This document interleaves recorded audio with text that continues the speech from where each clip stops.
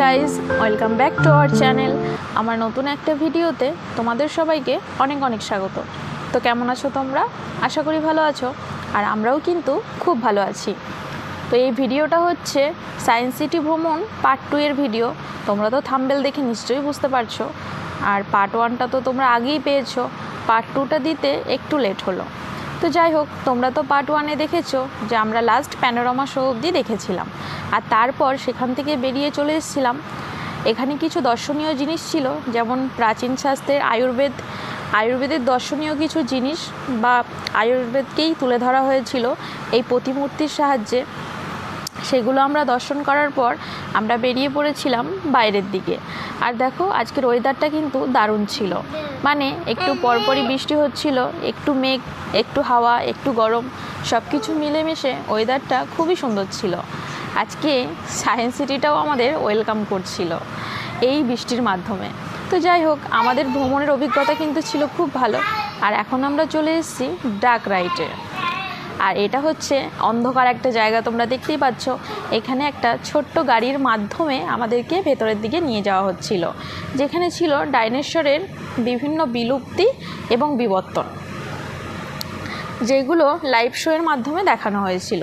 তো তোমরা তো দেখতেই পাচ্ছ, এর ভেতরে ছিল বড় বড় ডাইনোসর, এবং সেগুলোর কী করে আস্তে আস্তে বিবর্তন হয় এবং সেগুলো কী করে আস্তে আস্তে রূপান্তর ঘটে, তারই নানান লাইভ শোর মাধ্যমে সেগুলো দেখানো হয়েছিল। আর এখানে দেখো, ডাইনোসরের বড় বড় মূর্তিগুলো দেখে এদিকে অর্ক কিন্তু বেশ এনজয় করছিল। আর এর ভেতরে ঢোকার জন্য কিন্তু আমাদের অনেকটাই খেসারত দিতে হয়েছে, কারণ এই ডার্ক রাইডের শো দেখার জন্য আমাদের বিরাট একটা লাইন দিতে হয়েছিল। অবশেষে আমরা প্রায় 1.5 ঘন্টা লাইনে দাঁড়ানোর পর কিন্তু এর ভেতরে ঢোকার সুযোগ পেয়েছিলাম। তো যাই হোক, এখানে এসে ভীষণ ভালো লেগেছে, আর সব থেকে বেশি এনজয় করেছে অর্ক, কারণ এত অ্যানিম্যাল একসাথে দেখে ও তো ভীষণ খুশি হয়ে গেছে। তোমরাও যদি বাচ্চা নিয়ে আসো তাহলে অবশ্যই কিন্তু ডার্ক রাইডটা করবে, কারণ এটা কিন্তু বাচ্চাদের ভীষণ ভালো লাগবে। তো যাই হোক, এখানে দেখানো হয়েছিল ওই যে বললাম, ডাইনোসরের নানান বিলুপ্তি এবং বিবর্তনের নানান ইতিহাসগুলোই লাইভ শোর মাধ্যমে দেখানো হয়েছিল, মানে কীভাবে এগুলোর বিবর্তন হয়, বিলুপ্তি হয়, সেগুলোই। তো এখানে দেখো, এত জীবজন্তু আশেপাশে রয়েছে যে সত্যি করে দেখে মনে হচ্ছিল যেন কোনো হলিউডের ডাইনোসরের মুভিগুলো যেমন হয় ঠিক সেই রকম একটা জায়গাতে চলে এসেছি। তো খুবই ভালো লেগেছিল। আর এখানে দেখো, বড় বড় সব ডাইনোসরগুলো বানানো ছিল, কেউ আবার ঘাড় নাড়ছে, কেউ আবার চোখের পলক দিচ্ছে, দেখে যেন মনে হচ্ছিল একদম সত্যি, কিছুতেই দেখে বোঝার উপায়ই নেই যে এগুলো নকল। তো যাই হোক, এটিকে দেখো, পুরো গায়ে কিন্তু লোমে ভর্তি, মানে ডাইনোসরটা রূপান্তরিত হতে হতে এই পর্যায়ে এসছে আর কি, সেগুলোই দেখানো হয়েছিল। আর এই হাতির দাঁতটা দেখেছো কত বড়, অর্ক আবার হাতির দাঁত ধরে টানছিল। তো যাই হোক, এখানে আমরা ভীষণ এনজয় করেছিলাম। আর এই ডার্ক রাইড করার পর আমরা বেরিয়ে গেছিলাম বাইরে টাইম মেশিনের কাছে। আর তোমরা পার্ট 1-এ তো দেখতেই পেয়েছো যে এই টাইম মেশিনের ভেতর আমরা উঠবো কি না সেটা আমরা কিছুতেই বুঝে উঠতে পারছিলাম না, কারণ অর্ক ভয় পাবে কি না সেটা বুঝতে পারছিলাম না। তো তারপর যেটা দেখলাম, একজন মহিলা অর্কর থেকেও ছোটো একটা বাচ্চাকে নিয়ে কিন্তু এই মেশিনের ভেতরে উঠছিল। তো যেটা দেখে আমাদের বেশ অনেকটাই সাহস হলো। তারপরে আমরা ঠিক করলাম যে তাহলে আমরাও উঠবো, কারণ এত ছোট বাচ্চা যখন ভয় পায়নি, তাহলে অর্ক নিশ্চয়ই ভয় পাবে না। তো তারপর আমরা এই টাইম মেশিনের ভেতরে উঠেছিলাম, আর সেখানে চলছিল 5D শো চীনের প্রাচীরের ভেতর দিয়ে। তো যাই হোক, ব্যাপারটাকে বেশ এনজয় করেছিলাম, কিন্তু আমার এক্সপেকটেশনটা আরেকটু বেশি ছিল, ততটা কিন্তু হয়নি। তো যাই হোক, দেখো এখানে এই টাইম মেশিনের থেকে বেরিয়ে আমরা চলে এসেছিলাম এই রাউন্ড শেপের বিল্ডিংটাতে। আর এখানে ছিল সায়েন্সের নানান জিনিসপত্র, এবং মেন যেটা ছিল সেটা হচ্ছে অ্যাকোরিয়াম। আর এখানে দেখো, বিভিন্ন ধরনের আয়না ছিল, যেখানে তোমরা নিজেদেরকে দেখতে পারবে, একটু মোটা, একটু রোগা, একটু লম্বা, একটু বেটে, এইভাবে। তো সেইভাবে আমিও একটু নিজেকে দেখে নিচ্ছিলাম, কারণ নিজেকে দেখতে বেশ ভালো লাগছিল যে আমি একটু মোটা হলে কেমন লাগতো, আর একটু রোগা হলে কেমন লাগতো, আর একটু লম্বা হলে কেমন লাগতো, এগুলো দেখতে। তো যাই হোক, তারপরে চলে এসেছিলাম হাজব্যান্ডের প্রিয় একটা জায়গায়, সেটা হচ্ছে অ্যাকোরিয়াম। তো তোমরা যারা আমার ব্লগ রেগুলার দেখে থাকো তারা নিশ্চয়ই জানবে যে হাজব্যান্ডের কিন্তু মাছ ভীষণ পছন্দের, মানে ও অ্যাকোরিয়াম ভীষণ ভালোবাসে।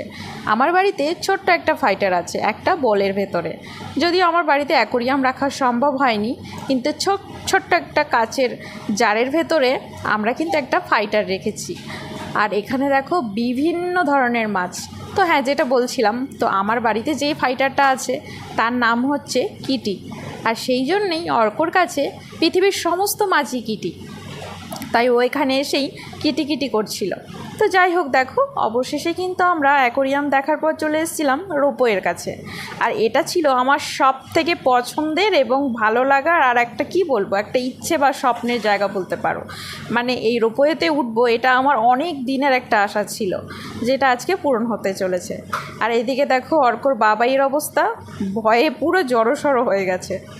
সত্যি কথা বলতে অনেকটা হাইট দিয়ে যেহেতু রোপওয়েটা যাবে, ভয়ের ব্যাপারই বটে, কিন্তু আমার কেন জানি না আজকে বেশ অনেকটাই সাহস হয়ে গেছিলো। অন্যান্য সময় কিন্তু আমিও কিন্তু হাইটে একটু ভয় পাই, কিন্তু এই রোপওয়েতে ওঠার পর বা আগে আমার একদমই ভয় লাগছিল না। হতে পারে অনেক দিনের একটা ইচ্ছে পূরণ হচ্ছে সেই আনন্দে। তো যাই হোক, ওপর থেকে সায়েন্স সিটিটাকে দেখতে এতটা ভালো লাগছিল যে সেটা ভাষায় প্রকাশ করা যাবে না। আর পাশ দিয়ে যখন যাচ্ছে রোপওয়েগুলো, দেখো কি ভালো লাগছে। আর কলকাতা শহরটাকে হাইট থেকে দেখতে কিন্তু বেশ ভালো লাগছিল, সেটার অনুভূতি আমি তোমাদেরকে বলে বোঝাতে পারবো না। আর সব থেকে ভালো লাগছিল এই পেছনের এই বিল্ডিং বা টাওয়ার যাই বলো সেটাকে। তো এতদিন এটাকে দেখেছিলাম শুধুমাত্র গাড়ির জানালা দিয়ে, যখন যাদবপুর বা পাটুলির দিকে যেতাম তখনই এটাকে দেখতে পেতাম গাড়ির জানালা দিয়ে। আর আজকে এতটা কাছ থেকে দেখছি, আর এটা তো জানতামই না যে সায়েন্স সিটির এত কাছেই এটা আছে। তো যাই হোক, সেটা আজকেই জানতে পারলাম। আর এখানে দেখো, তোমরা তো দেখে নিশ্চয়ই বুঝতে পারছো হালকা হালকা সন্ধে হয়ে গেছে, মানে টাইম প্রায় 6টা 10-15 এইরকম সময় আমরা রোপওয়েতে উঠেছিলাম। সেই জন্য বোধহয় এই শহরটাকে দেখতে আরও বেশি ভালো লাগছিল। আর রোপওয়েতে কিন্তু উঠতে হবে সবার শেষে, মানে তোমরা পুরোটা ঘুরে দেখার পর রোপওয়েতে উঠবে, আর সেখান থেকে তোমাদের পুরো গেটের বাইরে বের করে দেবে। তো যাই হোক, এখন আমাদের বাড়ি ফেরার পালা। আমরা ভীষণ ভয় পাচ্ছিলাম যে রোপওয়ের ভেতরে যদি বসে বৃষ্টি হতো তাহলে কিন্তু আমরা পুরো কাক ভেজতাম, কিন্তু সেটা হয়নি।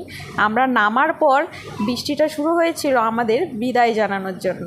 তো যাই হোক, আমার ভিডিওটা এখানেই এন্ড করছি। টাটা, দেখা হবে পরের ভিডিও।